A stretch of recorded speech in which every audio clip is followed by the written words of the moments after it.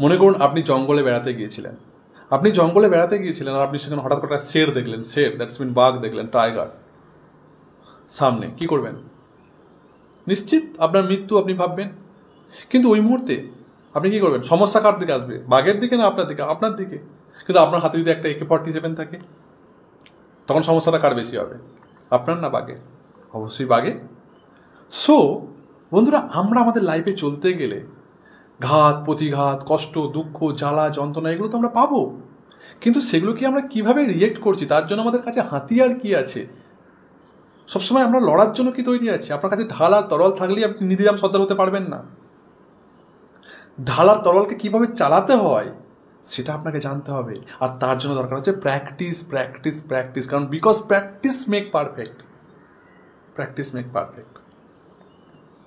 মনে করুন আপনি ট্রাফিকে যাচ্ছেন, ট্রাফিক জ্যাম হয়ে গেছে, আর সামনের জন দেখছেন বারবার হরেন বাজাচ্ছে, কাঁ কাঁ কাঁ কাঁ কাঁ করে হরেন বাজাচ্ছে, আর মানুষ এত ডিস্টার্ব হচ্ছে হরেনে, কারণ তার তাড়া আছে, তাকে যেতে হবে।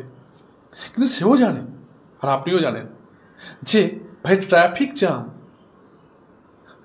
জ্যাম, কিছু করার নেই, ফালতু বৃথা বোকার মতো হরেন বাজিয়ে লাভ নেই। ট্রাফিক ক্লিয়ার হলেই কিন্তু আপনি যেতে পারবেন। সেই সময় আপনি কি করতে পারেন?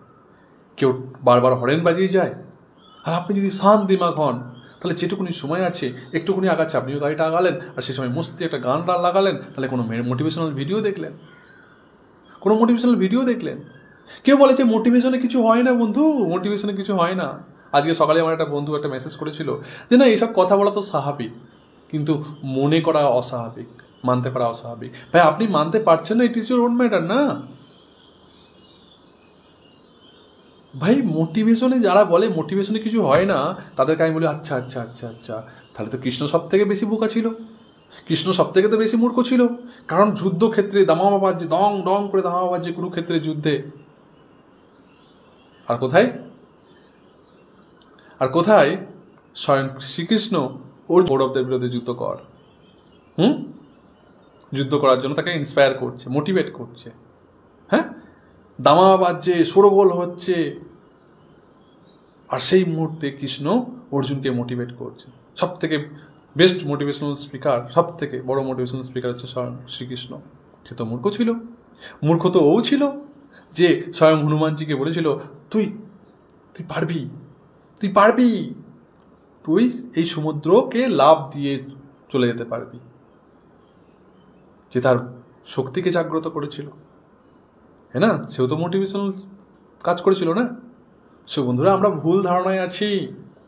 আপনাকে আমি যদি বলি না যে জামা কাপড় আমরা ধুই, জামা কাপড় কাচার পর আমরা কি করি আমরা? জামা কাপড় শুকানোর জন্য আমরা কি করি? শুকানোর জন্য কি প্রয়োজন হয় আমাদেরকে? ভিজে জামা কাপড় শুকানোর জন্য হ্যাঁ বলুন, কি প্রয়োজন হয়? আচ্ছা, তার প্রয়োজন হয়। আচ্ছা, আমি এটা দেখালাম বলে তার প্রয়োজন হয় না। জামা কাপড় তো আপনি ঘাসের ওপরে কোনো দেওয়ালে তো টাঙিয়ে দিতে পারেন। ধূপ বা সূর্যের তাপ বা সূর্যের আলো প্রয়োজন হয়। আমি আপনাকে এটা বললাম, দ্যাটস মিন একটা ট্র্যাপ করলাম আপনাকে, আর আপনি ট্র্যাপিংয়ে ফেঁসে গেলেন, আর আপনি ভাবলেন না তার প্রয়োজন হয়, তারই তো জামা কাপড় মেলে। ঠিক যারা বলে না যে মোটিভেশনাল কিছু হয় না, তাদের মাথাতে কি আছে জানি না, তাকে বিশ্লেষণ করছি না, আমি তুলনা করছি না, কিন্তু আমি আপনাকে বলবো তারা আপনাকে ট্র্যাপিং করছে। মোটিভেশনাল যদি কিছু না হতো না, তাহলে স্বয়ং কৃষ্ণ অর্জুনকে মোটিভেট করতো না যুদ্ধক্ষেত্রে, স্বয়ং হনুমানকে সে মোটিভেট করতো না যে তুই লঙ্কা পার চলে যেতে পারবি লঙ্কায় সমুদ্র অতিক্রম করে। বন্ধুরা, মোটিভেশনেই সব কিছু হয়। প্রথম শুরুয়াত হচ্ছে মোটিভেশনে হয়।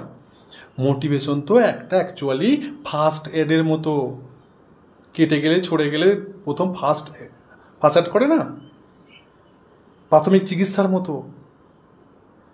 সো এটাকে আপনি যদি অ্যাকসেপ্ট করেন, তবে আপনি হ্যাঁ অবশ্যই মোটিভেশন আপনি নিন, ফার্স্ট এডের মতো নিন, প্রাথমিক চিকিৎসা নিন, তারপরে আপনি বড় জায়গায় যেতে পারেন, অর্থাৎ NLP করতে পারেন, যারা মনোরোগ বিশেষজ্ঞের চিকিৎসা নিতে পারেন।